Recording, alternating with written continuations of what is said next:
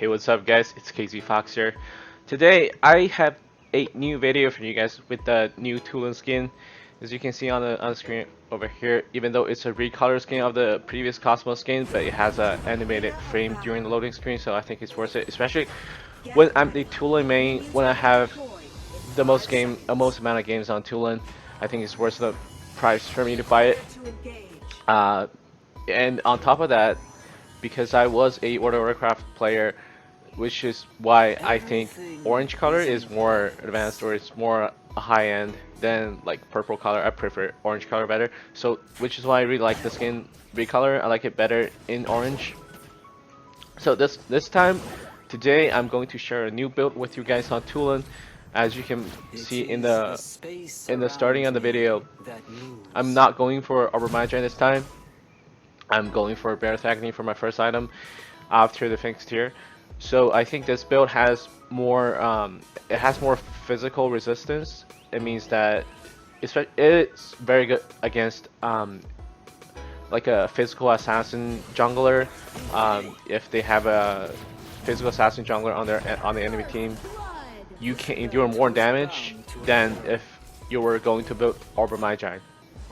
So I think overall this is a better build against like physical damage team, the team that focus heavily on physical damage. Because this game they have Gilder, they have Maganga, both of them are magical damage, but those guys' skill shots can be easily dodged, which is why I'm just going to build Breath Agony for the physical resistance for the armor, so that I can survive longer against that Ryoma jungle.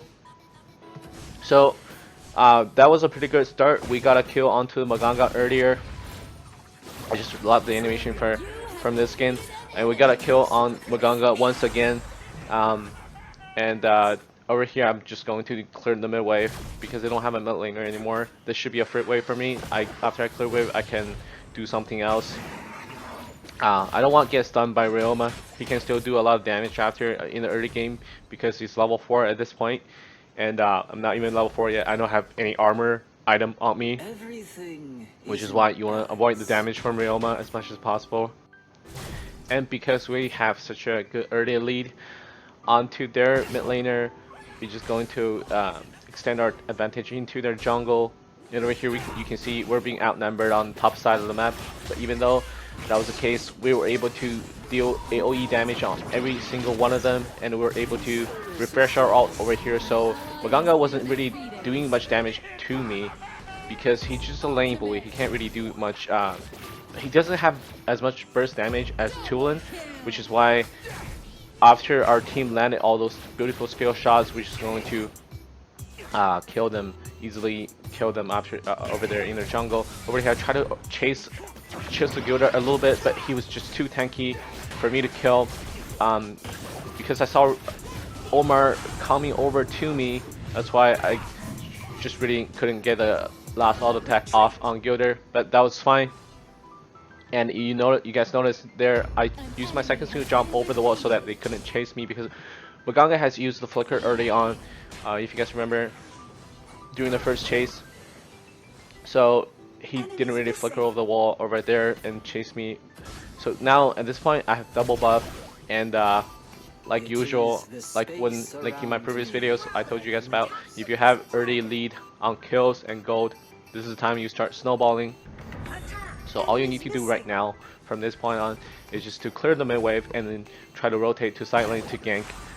Don't really try to force a gank onto a kill onto their mid laner, because they can play quite passive if they just stay under tower. Over here I was trying to help Wukong, but he just got killed by Gilder's second skill. And Gilder is just too tanky for me to kill early on because his passive is really good. Gilder's passive provides a very good shield every fourth attack he get off, and it's too much. It's too tanky for me to kill early on. So that is fine.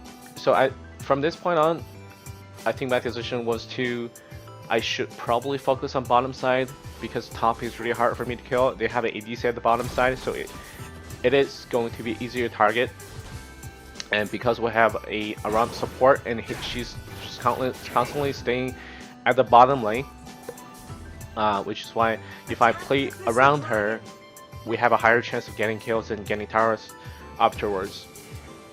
And over here we can see they were on dragon, and we should have the number advantage over here because their jungle is on top side of the map. And I was just trying to get a kill onto Yorn. Unfortunately, I didn't get the kill, but that was fine. Maganga doesn't have mana anymore. Our Cypher decided to overchase a little bit, but I couldn't really help him after that. So I'm gonna just go back to mid, clear my wave. Nothing else for me, really. But our Wukong got killed at top. Even if I go top right now, I don't have enough time to defend that wave, defend that tower. So which is why my decision was to check on our blue, because they can't go to our blue after that. After they got a kill at the top, it's a free blue buff for them to take, which is why our Zephys was at their blue side. That was a quite smart decision by him. But their Ryoma decided not to come over at our blue, which is why our blue is still up. This should be a free blue for me because our Zephys already took their blue.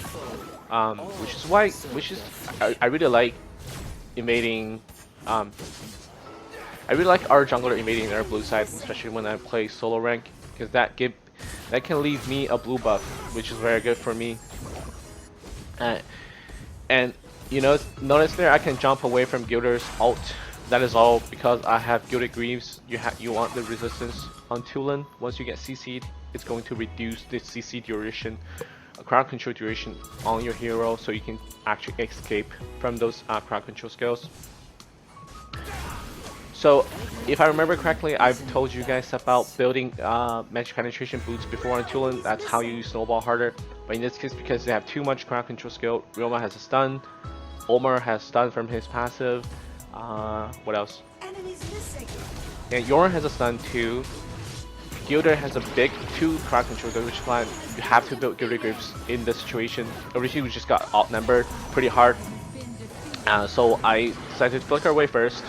And our Wukong actually made something really funny here. I don't think he did anything. He was trying to get a kill onto the Yorn, but he didn't actually get a kill. My ult was almost up, so I decided to overstay for a little bit, just stay for a bit longer. And Gilder wasn't really blocking the ult for Yorn, so I got a double kill onto both of them. Unfortunately, I died afterwards. So that was quite alright. I'm going to talk about the comparison between Orb of Magi and when you first build Orb of Magi on yourself, it will take around 5-6 minutes to stack up. It's usually around 10 minutes mark in the game where you're going to have full stack from Orb of Magi, which is going to give you extra 1,000, around 1,200 HP for your character. And when you build Breath Acne, you don't need that much time to stack, but you're quite squishy against magic damage early on. I don't know if that was a good explanation for you guys to understand, but you might want to play not so aggressive as if you were having Orb of Magi early on against magic damage, against their mage. You're just not going to have those extra HP to make the outplays as if you were building Orb of Magi.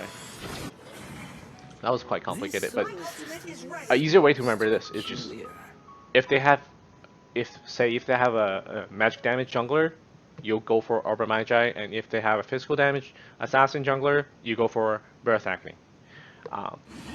Each build is going to provide you a better survivability after you finish the item. So I hope that makes it clear for you guys. By this point in the game, the score is 11-8, and I've been involved in 10 of those kills on our team, and our team had a fight onto the top. So I tried, when I clear the wave, I always try to stack my passive, have 3 stacks for my first skill and 2 stacks for my second skill. You want to have the maximum amount of stacks when you clear the wave. That's how you're able to stack a passive quite often, more often. So we're gonna go invade their blue once again. Unfortunately, it was taken by Omar, or it was taken by someone else. Doesn't matter. Won't change anything. Gilder tried to overchase, got ulted by Aram. Aram died, which is fine. And over here, I think that Wukong should have went to mid because mid wave wasn't really cleared. Sometimes when you rotate as a mid lane, you can't really take care of every wave. Unfortunately, we lost another dragon to Maganga when we had a jungler at our dragon. That was quite unfortunate. But sometimes when you play Dark Center lane, you need to cover mid wave when your mid laner is rotating to the other side lane to gank. And that is how you're able to keep all the towers up, defend all the towers for your team. And over here we see 3 people at the bottom side, so it is not a wise decision for us to go into them because they can just instantly kill me. I'm gonna just camp on their way back to mid and then try to do some damage, not fully committing. And this cool Wukong once again just went in there and then got stunned by Yorn and just got killed without even using any of his skills. So after that, we should just, when you have so Wukong was our top lane and he died over there, but I think Yorn blocked for Maganga over here, so which is why Yorn was quite low. When your top laner died, you want to play towards the bottom side of the map, because if you want to fight towards top side of the map, you most likely you're gonna be outnumbered because your top laner already died. And I hit a beautiful ult onto the Gilder, even though he flickered away. They had nobody to block the ult for him, which is why I was able to get a kill onto the Gilder. I'm just really far ahead by this point right now, and I can pretty much kill anyone if this Omar just really wants it, so I just killed him easily. Yorn flickered over there. If he didn't have flicker, he would be dead, so that was quite good. And I was able to get double buff from Ryoma from the jungler once again. And I decided not to go back and farm our bottom side of the map, bottom side of the jungle. Once I finish farming bottom side of the jungle, I should be back to the full HP, which that is because I have Raz Blessing on me. I'm going to get Magic Lifesteal and finishing this part of the jungle, which is bring me back to full HP, and I will have more gold lead. That is how you snowball on Tulen. You want to farm side lanes, or you want to farm your jungle as much as possible, especially after you build your Magic Lifesteal item. So I had a lot of people asking me, you know, when you play Tulen, can you use Magic Lifesteal Arcana? My answer is that is all depends on your playstyle, right? If you want to use Magic Lifesteal Arcana, that means you can do more damage. You're going to sustain yourself from doing more damage. But you actually need something in order for you to deal damage onto. But when you don't have anything to deal damage towards, I think Benevolence is a better choice. Magic Lifesteal Arcana isn't a good choice in that case. So over here you can see I sold my Phoenix tier and I built Hekate's after I sold it, and by this point I should have tons of damage. I should be able to kill their backline if I have the chance to jump on their backline. And by this point, because Yorn used his ultimate at top, flicker at top, he shouldn't have flicker, so I was just getting ready to jump on the Yorn any second over here. As you can see, I jumped on the Yorn, flicker onto Yorn, use my second skill, first skill, and then do my ult, and then I used my Arctic Orbs to get an endure effect right immediately, and I was able to kill the Yorn without even dying myself. So that is something, some cool and flashy play you guys can do when you're so far ahead like that. You know, you just dive on their backline, kill their backline without even dying yourself. So that was almost a perfect game for me with the new skin. Again, I love this skin. I think it's very cool. So that was it for today's gameplay. I hope you guys have enjoyed watching the video. It was, as you can see over here, it was easy 48% of team damage, Tulen gameplay. Please leave a comment in the comment section. Which color of the skin do you prefer? Was it the purple-ish, bluish color, or do you prefer this orange new color? I think I'm going to make more video with the new skin. I think it's very cool. I hope you guys have enjoyed watching today's video, and I hope you have a nice day.